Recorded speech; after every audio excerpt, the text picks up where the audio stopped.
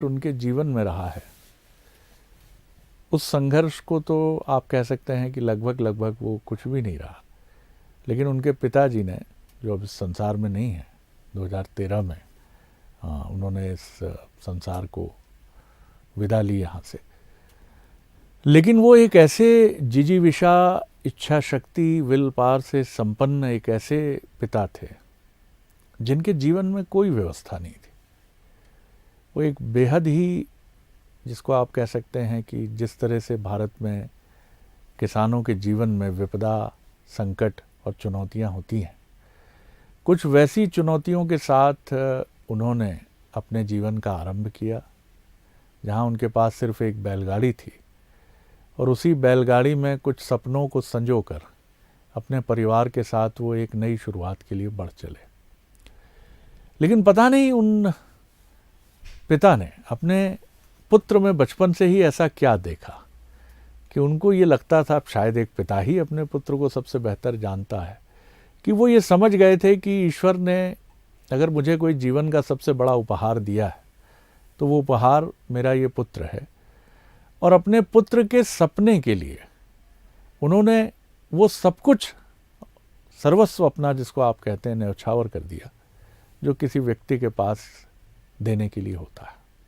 और पुत्र ने भी उन्हें निराश नहीं किया और आज वो एक सीनियर कैपेसिटी में मध्य प्रदेश में राज्य प्रशासनिक सेवा में काम कर रहे हैं और अभी आधा रास्ता ही उन्होंने अपनी सेवा का तय किया है। तो मुलाकात करिए, मेरे साथ हैं राज्य प्रशासनिक सेवा के सीनियर अधिकारी डॉक्टर जीवन एस रजक। बहुत स्वागत करता हूं सर। पीछे लौटें डॉक्टर रजक, तो एक संघर्ष का बहुत गहरा हिस्सा आपको नज़र आता है। और अभी जब आपसे मैं चर्चा कर रहा था तो पूज्य बाबूजी को मैं प्रणाम कर रहा था और आप भी बात करते हुए उनकी स्मृति कौंती है तो आपका मन भी भीगता ही है। एक कवि हृदय व्यक्ति का मन। कैसे आप अपने बचपन को याद करते हैं? ढेर सारी चुनौतियाँ, परेशानियाँ, और उसके बीच में एक पिता का मन कि नहीं, जो कुछ करना है जीवन को करना है और ये करके दिखाएगा। ऑब्वियसली जीवन में परेशानियां और संघर्ष तो सभी के जीवन में रहता है, निश्चित। लेकिन मैं शायद उन भाग्यशाली लोगों में से एक हूं जिनके संघर्ष के पीछे उसके पिता का संघर्ष बहुत ज़्यादा है। आपको पढ़ाई लिखाई करना है, मेहनत करना है, कुछ अभाव में भी आपको रहना है, ये सब तो जीवन का हिस्सा है। लेकिन मेरे यहाँ तक पहुँचने की और मेरे संघर्ष में जो मेरे पिता ने जो संघर्ष किया, जो उनने साथ दिया, वो बहुत महत्वपूर्ण है। उन्होंने मतलब एक गांव के एक छोटे से लड़के को उठा के उनका भरोसा था मेरे ऊपर, या उनकी कृपा थी, ईश्वर की कृपा थी कि आज मैं आपके सामने बैठने लायक हो पाया हूँ। तो ये देखा जाए तो इसमें जो ज़्यादा संघर्ष है वो मेरे पिता का है मेरी तुलना। क्या आपकी और बाबूजी की कोई एक बड़ी बॉन्डिंग ऐसी रही कि आप बिना कहे उनकी मनोभावना समझते रहे और वो आपको समझते रहे? क्योंकि कई बार एक इस तरह का एक संबंध विकसित होता चला जाता है और नियति ही इसका सबसे बड़ा कारण होती है। देखिए, एक तो मैं सबसे छोटा था घर में, सबसे छोटा व्यक्ति सबसे ज़्यादा स्नेह पाता है। बिल्कुल सही। मुझे भी माता पिता, भाइयों, भाभियों, बहनों, सबका बहुत स्नेह मिला। दूसरा, पढ़ने लिखने में, चूँकि उस समय गांव में सरकारी स्कूल में आपको पढ़ना होता था, तो पढ़ने में थोड़ा ठीक ठाक था। तो गांव में लोग हमेशा मेरे पिता को कहते थे कि भाई इसका लड़का, वो अंधों में काना राजा वाला मामला था, तो बोले इसका लड़का पढ़ने में ठीक है। तो पिताजी को भी लगता था, तो वो मुझे लगातार प्रमोट करते चले गए। बहुत छोटी छोटी चीज़ों से वो मुझे आगे बढ़ाते चले गए। मेरा हमेशा से सुबह उठ के पढ़ने की मेरी आदत रही, हमेशा से। मैं लेट नाइट नहीं पढ़ता, कारण मेरे पिताजी रहे। मेरे पिताजी हमेशा सुबह 4 बजे उठते थे, मुझे जगाते थे और मैं उस समय से पढ़ता, तो मेरी आदत वैसी बन गई है। हर चीज़, मेरे भाइयों ने भी बड़ा सपोर्ट किया, फादर ने भी कितना भी अभाव में जीवन जिया, उन्होंने फटे जूते पहने, फटे कपड़े पहने, सब कुछ किया। लेकिन मैंने कहा कि मुझे ये चाहिए, अगर मुझे ये वाली बुक चाहिए, तो उन्होंने कभी मुझे उसका अभाव नहीं होने दिया। वो वाली बुक चाहे उधार लेके किसी से पैसे दूँ, लेकिन अगर मुझे कोई किताब चाहिए तो उन्होंने उसके लिए कभी मना नहीं किया। तो ये उनका संघर्ष है और उन्होंने, बॉन्डिंग हमारी बहुत अच्छी थी मेरे फादर से। आज की डेट में अगर देखा जाए तो 90% जो गुण है मेरे अंदर, मेरे फादर के 90% गुण।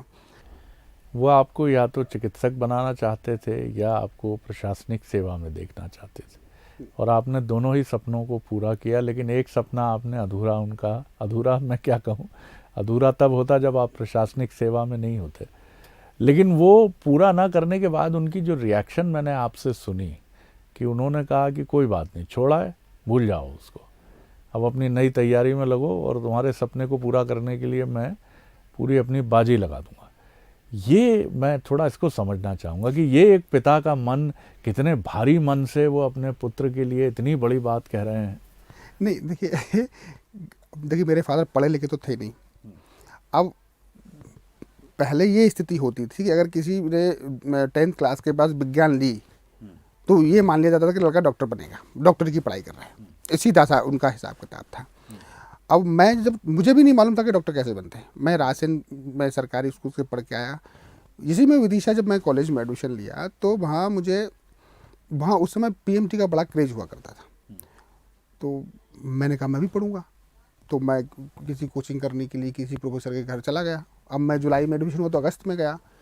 तो उसने बड़ा डांटा मुझे, बोले अभी तक क्या तुम सो रहे थे? पीएमटी की कोचिंग वगैरह जो होती है वो मार्च अप्रैल से स्टार्ट हो जाती है।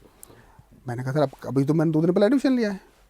तो बोले कहाँ से आए हो क्या? उसने सब कुछ पूछा। अब मैं वैसे ही थोड़ा सा बेवकूफ़ टाइप का, तो गांव से आया आदमी, शहर में वैसे ही डरा सहमा सा रहता है बेचारा। तो बोले यार देखो ऐसा है, तुम जैसे गधे लोग डॉक्टर नहीं बन सकते, बीएससी पास हो जाए वही बहुत बड़ी बात है। अब मैं तो ये समझता था कि भाई मैं बड़ा होशियार आदमी, वही अंधों में कान आने वाली बात, मैं तो बड़ा होशियार, पढ़ने में ठीक ठाक हूँ। तो वो बात मुझे लग गई। मैंने कहा नहीं, अब तो मैं, पिताजी की इच्छा है कि डॉक्टर बनना, अब तो मैं बनूंगा चाहे कुछ भी हो जाए। लेकिन मैंने ड्रॉप नहीं लिया। ड्रॉप लेने का मेरा कोई मूड नहीं था कि बीएससी भी करना है। पहली बार दिया तो मेरा वेटनरी में सिलेक्शन हुआ। पिताजी के पास गया तो मैं रोने लगा। तो बोले क्या हुआ? मैंने कहा वो उसमें नहीं हुआ, इसमें हुआ। अरे बोले तो क्या हुआ, तेरा बाप जिंदा है? बोले अभी क्यों रोना तेरे को, अगली बार हो जाएगा। दूसरी बार दिया तो मेरा डेंटल में हुआ। पिताजी की थोड़ी सी इच्छा थी कि भाई डेंटल डॉक्टर भी ठीक है कर ले, तो फिर मैंने कहा नहीं मैं नहीं करूँगा। उस समय मैंने मना कर दिया, मैं नहीं करूँगा। तीसरी बार दिया तो फिर मेरा एमबीबीएस पे हुआ। जब एमबीबीएस में सिलेक्शन हुआ तो बिना किसी कोचिंग के हुआ और ग्रेजुएशन भी हुआ। और जिस की कॉलेज के वो कह रहे थे कि आप बीएससी नहीं हो सकते, उस कॉलेज को मैंने ग्रेजुएशन में टॉप भी किया उस कॉलेज को। तो वो आसपास चर्चा हो गई, भाई हमारे समाज में कोई डॉक्टर नहीं था, सब चर्चा हो गई फलाने का। अब गांव का पृष्ठभूमि आप समझते हैं, फलाने का लड़का डॉक्टर बनेगा। तो फिर लेकिन उस समय क्या हुआ कि मुझे पता चल गया कि कोई पीएससी की परीक्षा होती है तो अधिकारी बन जाते हैं। तो मैंने कहा ये काम बढ़िया है। लेकिन वो पिताजी की इच्छा थी कि डॉक्टर बने, तो उनके भावनाओं के आगे मैं झुका, एडमिशन हो गया। लेकिन मन नहीं लगा तो फिर मैं छोड़ के आया। तो जब पिताजी ने जब ये कहा कि मैं तेरे साथ हूँ, तो मेरी जिम्मेदारी और ज़्यादा बढ़ गई। क्योंकि आप एक बहुत अच्छी चीज़ छोड़ के आए हो, आप उससे कंप्रोमाइज़ नहीं कर सकते। और पिताजी का भरोसा जो है वो उससे ज़्यादा महत्वपूर्ण है कि उन्होंने इतना भरोसा करके मुझे ये कहा कि कोई बात नहीं, जो होगा देखा जाएगा, करना है करो, मैं तुम्हारे साथ हूँ।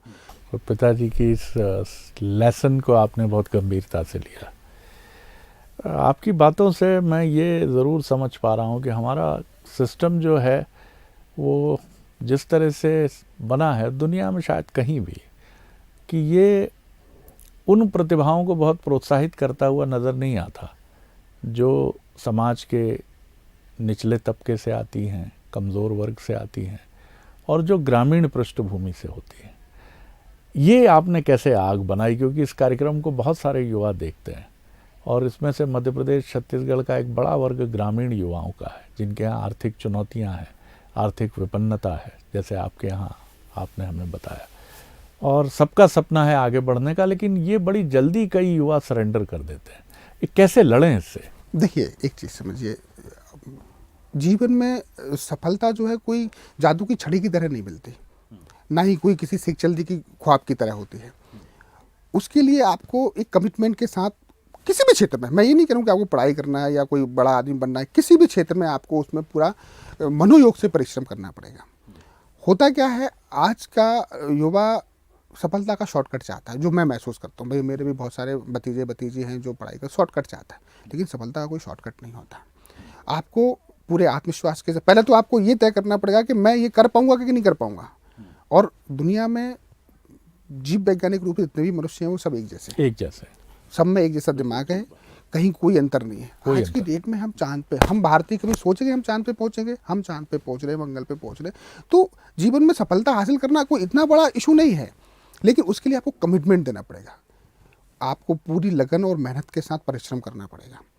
आप विवेकानंद जी को पढ़िए, मैं विवेकानंद जयंती पर उनको पढ़ रहा था। उन्होंने यही बताया कि आपके अंदर एक बहुत बड़ी शक्ति है, हर मनुष्य के अंदर एक बहुत बड़ी शक्ति है, उस शक्ति को आपको जागृत करने की आवश्यकता है। और ये बिल्कुल सच है, हमारा दर्शन कहता है कि हमारे जो भी ब्रह्मांड की शक्तियां हैं वो हमारे मनुष्य के अंदर हैं। ब्रह्म जो है वो मनुष्य के अंदर है, उसको आपको अपनी अंतस चेतना को जागृत करना पड़ेगा। आपको अपना एक गोल सेट करना पड़ेगा, आप क्या करना चाहते हैं उस गोल को सेट करके सिर्फ लगातार उसके प्रति आपका समर्पण आपका होना पड़ेगा, तब आप आगे उसके लिए बढ़ पाओ। ये बताइए सर मुझे कि जीवन में जैसे जैसे आप आगे बढ़ते चले गए तो कविता कहानी, क्या ये बहुत आरंभिक दिनों से ही आपने ये, क्योंकि काव्य आपकी कविताओं में बड़ी गहराई है, दर्शन भी है, प्रेम भी है, स्नेह भी है, मनुष्यता का विस्तार भी है, ये एक सिलसिला कब से शुरू हुआ? देखिए, ये हालांकि मुझे कविता लिखने का शौक़ पहले से रहा है। मतलब जब मैं स्कूल कॉलेज टाइम में था तब से छोटी छोटी कविताएं, छोटे छोटे लेख मैं अखबारों में लिखता था। कविता एक्चुअली एक पैशन है मेरा। आप देखिए, अगर कोई कविता लिखा जाती है तो एक बड़ी संतुष्टि मिलती है कि आपने कोई अच्छी कविता में तैयार की। अगर एक अच्छी कविता मुकम्मल होती है तो आपको काम करने का और अच्छा मन होगा कि आप और अच्छे ढंग से काम करें। तो ये शौक़ है। और मैं देखिए, मैं मूल रूप से कोई कवि ववि नहीं हूँ। मैं अपनी जो मन की जो भावनाएं हैं उनको कागज़ पे रेखांकित सिर्फ करता हूँ। अब लोगों को अच्छी लगती हैं, अच्छा है, तो मेरा मन खुश होता है उस चीज़ से, बस इतना है। पढ़ाई में आपकी बड़ी गहरी रुचि है। बीएससी के बाद आपने 2 विषयों में पीजी किया, पब्लिक एडमिनिस्ट्रेशन, और इसके साथ ही आपने इसमें पॉलिटिकल साइंस में भी आपने किया। और अब आप सुन रहे हैं कि जियोलॉजी और बायोलॉजी, बॉटनी में भी आप करने के लिए। नहीं, मैं बॉटनी, वनस्पति विज्ञान एक्चुअली मेरा बड़ा प्रिय विषय है। प्रिय विषय है। वनस्पति विज्ञान और हिंदी लिटरेचर से मैं करने का सोच रहा हूँ, दूरस्थ पद्धति से, क्योंकि अब हम रेगुलर तो कर नहीं सकते, दूरस्थ पद्धति से करने का मेरा विचार चल रहा है। देखिए, अध्ययन की कोई सीमा नहीं होती। इतना अध्ययन आप करेंगे, कहीं ना कहीं आपके मस्तिष्क का विस्तार ही होगा। तो वही मेरा प्रयास रहता है कि जितना ज़्यादा अध्ययन करेंगे उतना ज़्यादा आपकी ग्रहणशीलता बढ़ेगी, आपका व्यक्तित्व निखरेगा। तो इसलिए लगा भाई नौकरी लग गई, इसका मतलब ये नहीं कि अब हमारे अध्ययन को हम विराम दे दें कि चलो आप आदमी नौकरी के लिए पढ़ाई करता है, नौकरी लगी अब इति श्री नहीं। आदमी के व्यक्तित्व के विकास के लिए भी तो ये सारी चीज़ें आवश्यकता है। ये बताइए कि दर्शन शास्त्र में जो आपकी गहरी अभिरुचि है, अनेक पत्र पत्रिकाओं में आपके आलेख मैंने खुद भी पढ़े हैं और काफ़ी गहराई और गंभीरता से आपने उनको लिखा है। दर्शन में गहरी अभिरुचि और एक ऐसा काम जो सीधे जनता से जुड़ता है, मैं नहीं कहता कोई द्वंद्व है इनमें। मध्य प्रदेश के मुख्यमंत्री भी दर्शन शास्त्र के विद्यार्थी रहे हैं, और जहाँ तक मेरी जानकारी है कि उन्होंने भी संभवतः पीजी किया है इस सब्जेक्ट में। लेकिन फिर भी क्या कभी लोग कहते हैं कि दर्शन के विचार कई बार आपको एक अलग दुनिया में भी ले जाते हैं? नहीं, देखिए, ये तो मैं इसे, मेरा मतांतर है कि दर्शन आपको बृहत्ता की तरफ ले जाता है, ऐसा कदाचित नहीं है। दर्शन एक्चुअली मानव जीवन की एक पद्धति है। आपको जीवन कैसे जीना है ये तय करता है। अब मनुष्य, मैं कोई एसडीएम होने से पहले या कोई भी सरकारी नौकर होने से पहले एक मनुष्य तो हूँ, और सारी चीज़ें चाहे मेरे काम में हो चाहे मेरे व्यवहारिक जीवन में हो, वो मेरी मनुष्यता से जुड़ी हुई हैं। दर्शन ये बताता है कि मनुष्य को कैसा होना चाहिए। जब मनुष्य अच्छा होगा तो ऑब्वियसली उसका काम भी अच्छा होगा। जब आप दर्शन पढ़ेंगे तो आपके अंदर एक संवेदनशीलता आएगी, और संवेदनशीलता प्रशासन में बहुत जरूरी है। आपने बड़ी अच्छी बात कही। और भारत की जो व्यवस्था है प्राचीन समय से ये बताती भी है कि गवर्नेंस की जो भी प्रणाली रही हो, उस संबंधित गवर्नेंस की प्रणाली के मुखिया के पास दार्शनिक अवधारणा के सलाहकार अवश्य रहे। अब देखिए, हमारा जो प्रशासनिक व्यवस्था आज जिस भारत की हम बात करते हैं, भारतवर्ष की बात करते हैं, हमारी रामराज की व्यवस्था है, अनादिकाल से रामराज की व्यवस्था है। आप प्रशासन को किस तरीके से जनोन्मुखी होना चाहिए ये हर युग हर काल में बताया गया। चाहे वो राम का युग हो, रामराज हो, चाहे शुक्र नीति सार को आप पढ़ लीजिए, चाहे आप विदुर नीति को पढ़ लीजिए, आप चाणक्य को पढ़ लीजिए, किसी भी युग में आप देख लीजिए, हर चीज़ को जो शासक है, जो प्रशासक है, उसको किस तरीके से जनता का काम करना है, ये बहुत ही संवेदनशीलता के साथ और पूरे दर्शन के साथ उल्लेख किया गया हर जगह। ये बताइए मुझे, आगे का रास्ता, अभी गवर्नमेंट जॉब में आपने सरकारी सेवा में आधा रास्ता करीब करीब 18-19 सालों का तय कर लिया, और लंबा रास्ता है। अब तक का रास्ता जितना मैं आपके विचार से समझ पाया हूँ कि ये लोगों की मदद करने का, और जैसा आपने कहा कि दार्शनिक तरीके से आप और ज़्यादा न्यायवादी और ज़्यादा जनोन्मुखी होकर आप काम कर पाते हैं। आगे का रास्ता तय करने के लिए क्या विचार मन में आते हैं? मैं कभी भविष्य का नहीं सोचा क्या होगा। ये देखिए शासन पद्धति है, हर स्टेज के बाद आपको अपग्रेड होते चले जाना है। कोशिश हमेशा यही रहना है मेरी कि मैं जहाँ भी, मैं बहुत सारी नौकरी करके आया राज प्रशासन सेवा के, पहले भी मैं 2-3 जॉब में रहा, तो हमेशा कोशिश ये रहती है कि जो मैं काम करूं, जो काम दायित्व सरकार मुझे दे, मैं उनको बेस्ट से बेस्ट अपना आउटपुट दे पाऊं, अच्छे ढंग से उनका निष्पादन कर पाऊं। दुनिया में कोई भी परफेक्शन नाम की चीज़ नहीं होती है, 100% एब्सोल्यूट कुछ भी नहीं होता, लेकिन मेरा प्रयास ये रहता है कि जितना बेहतर से बेहतर मैं चीज़ों को कर पाऊँ, बस ये हमेशा प्रयास मेरा रहता है। कई बच्चे, युवा जो प्रशासनिक सेवा या जीवन में जिस भी अपने महत्वपूर्ण करियर को बनाना चाहते हैं, आपके अब तक के, क्योंकि पुस्तकों का आपको बहुत अध्ययन की आपकी प्रवृत्ति बड़ी गहरी है, और मैंने ये भी सुना है कि एक पूरा कक्ष है जो पुस्तकों से भरा पड़ा है, और अभी आप भारतीय सनातन परंपरा से जुड़े ग्रंथों का अध्ययन कर रहे हैं, तो बहुत सुंदर बात है, क्योंकि अध्ययनशीलता ही है जो मार्ग हमें दिखाती है। क्या कहेंगे उन युवाओं से जो लड़ते लड़ते कई बार मायूस भी होते हैं, सफलता भी मिलती है, लेकिन सफलता हासिल करने के बाद उन्हें लगता है कि वो और चौराहे पर खड़े हो गए? मैं थोड़ा सा इसको अलग ढंग से जो मैं सोचता हूँ बताना चाहूँगा कि जीवन का हर आदमी का एक लक्ष्य होता है, लक्ष्य की पूर्ति वो कर सकता है। जैसे मान के चलिए कि मुझे एक अधिकारी बनना है, आप मेहनत करोगे, पढ़ाई करोगे, बन जाओगे। बिजनेसमैन अच्छा बनना है, आप अच्छा बिजनेस करोगे, पूरे मन से करोगे, आप बन जाओगे। जीवन का एक लक्ष्य होना चाहिए। लक्ष्य कैसा होना चाहिए? देखिए, ये सृष्टि शाश्वत तो है नहीं, ना मनुष्य जीवन शाश्वत है। मैं थोड़ी अलग ढंग की बात कह रहा हूँ, लेकिन ये बिल्कुल वास्तविकता है। क्या होता है कि आज नहीं कल 60 साल 70 साल बाद इस दुनिया से विदा लेना है। तो जीवन का लक्ष्य जो मैंने सोच रखा है वो ये है कि अगर जब आप इस दुनिया से विदा लें, मुझे लगता है कि जब आदमी दुनिया से विदा लेता होगा तो पूरा जीवन चक्र उसके सामने चलता होगा, मुझे ऐसा लगता है। तो तब हमारे यहाँ संतुष्टि होना चाहिए कि हमने जो जीवन जिया वो अच्छा जिया। ये जीवन का परम लक्ष्य होना चाहिए। आज की दुनिया में, आज के इस वर्तमान परिवेश में मोक्ष की कोई अवधारणा नहीं है, मुझे ऐसा लगता है। तो होता क्या है, जो मैं भी जीवन महसूस किया चीज़ों को, जब आप किसी पद पे पहुंच जाते हैं, कुछ उपलब्धि हासिल कर लेते हैं, तो हमारे अंदर एक अजीब सा अहंकार पैदा हो जाता है। कभी कभी हमें भी नहीं पता होता कि हमारे अंदर अहंकार पैदा हो गया है, कभी कभी हमें भी नहीं होता। तो वो आदमी को, जहाँ आदमी के अंदर अहंकार पैदा हुआ, वो आपको विकृति की तरफ ले जाता है। ये बिल्कुल शाश्वत है। तो जीवन में देखिए, सफलता का तो मैंने पहले ही बताया, सफलता प्राप्त करने का कोई मंत्र नहीं है, कोई जादू, कोई छड़ी नहीं है। आप ईमानदारी से प्रयास करिए, ईमानदारी से मेहनत करिए और अपने लक्ष्य के प्रति समर्पित रहिए, और तब तक चलिए जब तक कि आप लक्ष्य तक ना पहुंच जाओ, आपको सफलता निश्चित रूप से मिलेगी। उसके अलावा मुझे ऐसा लगता है कि जीवन में सरल होना सबसे कठिन काम है। आप सरल रहिए, लोगों का सम्मान करिए। इस दुनिया में भगवान श्री कृष्ण जो कहते हैं गीता में कि आप जो दोगे रिटर्न में आपको वही मिलेगा, जो उन्होंने कहा है। तो एक बहुत अच्छी अवधारणा जो गीता की है निष्काम कर्म की, कि आप, हमारे साथ क्या है कि हम फॉर्म बाद में भरते हैं, पहले सोच लेते हैं कि हमें करना है क्या है। तो फल की चिंता मत करिए, जो आप करेंगे उसके हिसाब से आपको फल मिलेगा। जितना आप करते जाएंगे उसके हिसाब से अच्छे कर्मों का अच्छा फल मिलेगा, बुरे कर्मों का बुरा फल मिलेगा। बहुत इंपॉर्टेंट बात आपने कही, बहुत महत्वपूर्ण मंत्र है कि अच्छा बनना ही वो सबसे बड़ा मंत्र है जो जीवन को सुंदर, परिपूर्णता से भरपूर और अपने सपनों की तरफ ले जाने वाला सबसे बड़ी, आप कह लीजिए कि सड़क है।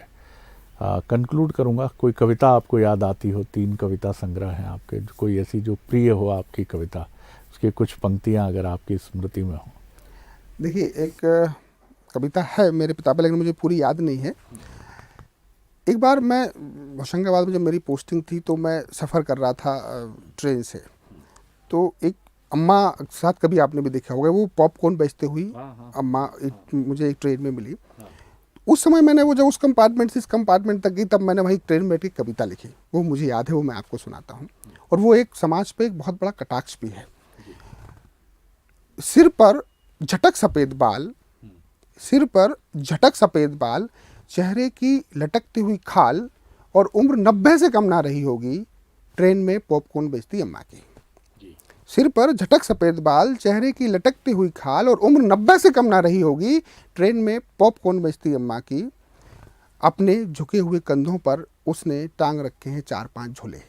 अपने झुके हुए कंधों पर टांग रखे हैं उसने 4-5 झोले, एक में गुटखा सिगरेट, एक में मूंगफली, एक में और गृहस्थ, एक पीठ पे लदे एक झोले में गृहस्थी का सामान। ऑफिस जाते और आते समय मुझे रोज मिलती है अम्मा ट्रेन में फेरी लगाते हुए। ऑफिस जाते और आते समय मुझे रोज मिलती है अम्मा ट्रेन में फेरी लगाते हुए। एक दिन मैंने पूछ ही लिया, अम्मा क्या कोई तुम्हारा बेटा नहीं है? एक दिन मैंने पूछ ही लिया, अम्मा क्या कोई तुम्हारा बेटा नहीं है? अम्मा ने गर्व से सर उठाकर कहा, है ना, मेरे 2 बेटे हैं, एक रेलवे में इंजीनियर है और दूसरा सरकारी दफ्तर में बाबू। एक रेलवे में इंजीनियर है और दूसरा सरकारी दफ्तर में बाबू। ओ, वाकई ये भारत जहाँ बुजुर्गों का सम्मान और ये दावे हम बार बार सुनते हैं, लेकिन एक माँ गर्व से अपने उन पुत्रों का विवरण दे रही है। ये नहीं कह रही है कि उसके बाद भी ये बैग उसके कंधों पर झोले क्यों टंगे हैं, जिसमें 90 वर्ष की उम्र में भी उसके जीविकोपार्जन की एक गहरी जद्दोजहद लेकर वो रोज़ चल रही है। तो ये माता पिता हैं और उन पुत्रों का दायित्व क्या कठिनाई है ये वही जाने। लेकिन ये चुनौती बहुत बढ़ रही है क्योंकि वृद्धाश्रमों की संख्या बढ़ रही है भारत में। बुजुर्गों के प्रति जो हमारा सम्मान और सहिष्णुता का स्तर है वो तेज़ी से कम हो रहा है। और ये अनुभव मैंने भी किया है कि जब भी मैं वृद्धाश्रमों में गया हूँ तो ऐसे माता पिता की संख्या मैंने वहाँ अधिक देखी है जो या तो घर में असहनीय व्यवहार की वजह से वहाँ आए हैं, या कई बार उनके पुत्र ने ही कहा है कि अब आपका हमारा रहना नहीं हो पाएगा घर में, बेहतर है कि आप यहाँ रहो, हम आते रहेंगे। और पिता ने अपने पुत्र के लिए या माता ने अपने पुत्र या पुत्री के लिए एक कठिन विकल्प को चुना जीवन के उत्तरार्ध में। सर बहुत भावुक और बहुत तमाचे की तरह है ये आपकी कविता। देखिए सर, माता पिता से बड़ा कोई भी पूजनीय सृष्टि में नहीं है। माता पिता से बड़ा कोई भी पूजनीय नहीं है इस दुनिया में। किसी भी ईश्वर या किसी भी देवता की आराधना के पहले माता पिता की आराधना आना चाहिए। लेकिन मैंने बताया ना कि आने वाली पीढ़ी बहुत ज़्यादा प्रैक्टिकल और भौतिकवादी होती चली जा रही है। इसके लिए वर्तमान पीढ़ी की बहुत बड़ी जिम्मेदारी है। बहुत बड़ी जिम्मेदारी है, बिल्कुल ठीक है कि अगर आज हम अभिभावक हैं 20 साल के बेटे या बेटी के, तो ये बहुत बड़ी जिम्मेदारी है। अगर हम किशोर पुत्र या पुत्री के माता पिता हैं तो संस्कारों की पाठशाला बहुत ज़रूरी है। आप उनको अच्छा engineer, doctor, MBA, IT engineer सब बना सकते हैं, लेकिन अगर आप उन्हें अच्छा बेटा या बेटी नहीं बना पाए, अच्छा नागरिक नहीं बना पाए, तो ये देश के प्रति, परिवार के प्रति, समाज के प्रति एक बहुत बड़ा अपराध है और इस अपराध के लिए जिम्मेदार हम माता पिता हैं। डॉक्टर रजक, मैं आपसे ये भी जानना चाहूँगा कि जो दायित्व आप अभी निभा रहे हैं, यानी कैबिनेट मंत्री तुलसी सिलावट जी के OSD का, तो ये कितना भिन्न है, कितना मुख्तलिफ है, कितना डिफरेंट है? क्या है भाई साहब कि जब आप फील्ड में एज ए SDM काम करते हैं, राज प्रशासनिक सेवा के अधिकारी के रूप में, तो आप प्रत्यक्ष रूप से जनता के साथ जुड़े होते हैं, जनता की समस्याओं को निराकरण करते हैं। हम फील्ड में रहते हैं तो एक मजिस्ट्रेट के रूप में काम करते हैं, कानून व्यवस्था को देखना पड़ता है और मतलब सीधी तौर पे जनता से जुड़े होते हैं कि जनता की जो भी सीधी समस्याएं उनका हम निराकरण करते हैं। अभी मैं जिस परिवेश में काम करूँ बिल्कुल अलग फील्ड से बिल्कुल अलग है। और यहाँ क्या है कि माननीय मंत्री जी के जो भी निर्देश है या जो भी उनका सोच है उसके हिसाब से काम करना पड़ता है। माननीय मंत्री जी जो हमारे हैं सिलावट जी, बहुत ही सहज, सरल और सहृदय व्यक्ति हैं। उनका बड़ा भरोसा है मेरे ऊपर और उनका एक लंबा राजनीतिक अनुभव है और व्यक्तिगत जीवन में भी उनका बहुत लंबा अनुभव है। मैं बहुत सारी चीज़ें उनसे सीखने की कोशिश करता हूँ और कोशिश करता हूँ कि अपना बेस्ट और पूरी ईमानदारी और निष्ठा के साथ जो भी बेहतर से बेहतर कर पाऊँ वो करने की कोशिश करता हूँ। बाकी काम है चाहे फील्ड में करो चाहे कहीं और, जहाँ जो भी सरकार दायित्व देगी उसको निर्वहन पूरी बेहतर ढंग से किया जाए, ये सोच के साथ मैं हमेशा काम करता हूँ। आपके पूज्य पिताजी जिनसे आप बहुत प्रभावित रहे हैं, उन पर एक फिल्म बन रही है जिसमें बड़े ही एक गंभीर एक्टर संजय मिश्रा वो उसमें लीडिंग किरदार में है और इसकी हमने सुना है कि कहानी आपने ही लिखी है। उसके बारे में बताएं। कुछ नहीं, एक शॉर्ट फिल्म है, आप सही करें, एक शॉर्ट फिल्म मेरे फादर के जीवन चरित्र पे बन रही है। बेसिकली एक डायरेक्टर साहब हैं मुंबई के, उन्होंने मेरी बुक कहीं से उनको मिली होगी बुक, पढ़ा तो उन्हें बुक में पीछे जो जीवन चरित्र लिखा होता है ऑथर का, तो वो उन्हें देखा होगा, तो संपर्क किया मेरे से। फिर ऐसी बातचीत हुई तो उनने जानना चाहा। फिर मैंने बताया कि भाई ये मेरी 15वीं गवर्नमेंट जॉब है। तो लोग आश्चर्य करते हैं कि ऐसा कैसे हो सकता है। फिर उन्होंने थोड़ा समझा तो उन्होंने कहा कि सर इस पर तो एक फिल्म बनाई जा सकती है, शॉर्ट फिल्म अपन बना सकते हैं, इस पर आप लिखिएगा कुछ। मुझे कुछ भी लिखना नहीं आता था। फिर उन्होंने एक स्क्रिप्ट भेजी कि साहब इस तरह से कोई स्क्रिप्ट आप लिख दीजिए। तो फिर मैंने जो मेरे दिमाग में था, जो मैंने घटनाएं घटित बचपन से आज तक पिताजी के साथ जो मेरा इंटरेक्शन रहा, उसकी एक स्क्रिप्ट लिखी। फिर उन्होंने ही उस पर एक फ़िल्म बनाई है, बन रही है, मतलब अभी ऑन द प्रोसेस में है। तो संभवतः इस मंथ के एंड तक वो आ सकती है। तो अच्छा है सर, मतलब अपने मेरे फादर के लिए एक तरह से श्रद्धांजलि होगी, इससे ज़्यादा कुछ नहीं। क्या बात है। तो बहुत शुक्रिया करता हूँ सर आपसे बात करना। Thank you. बहुत सहजता के किसी गहरे व्यक्तित्व से चर्चा करने की तरह रहा, जिसमें कोई बनावट नहीं, कोई कृत्रिमता नहीं, जो अपने मन की सारी परतों को सामने प्रस्तुत करता है, लेकिन एक अदम्य आशावाद और अदम्य विश्वास के साथ कि मुझे आगे बढ़ना है, मैं पीछे मुड़कर नहीं देखता। यही मैंने अपने पिता से सीखा और यही मेरे जीवन का लक्ष्य है। और ना कुछ छिपाना है और ना कुछ छिपा कर आगे बढ़ना है, अपने संघर्ष के साथ आगे बढ़ना है, और इसी में मुझे मेरा मन रमता है। बहुत धन्यवाद करता हूँ। तो ये थे डॉक्टर जीवन एस रजक, जो राज्य प्रशासनिक सेवा के वरिष्ठ अधिकारी हैं। अफसरनामा में इतना ही। अगली बार एक और शख्सियत को लेकर आपसे मिलेंगे। इजाज़त दीजिए।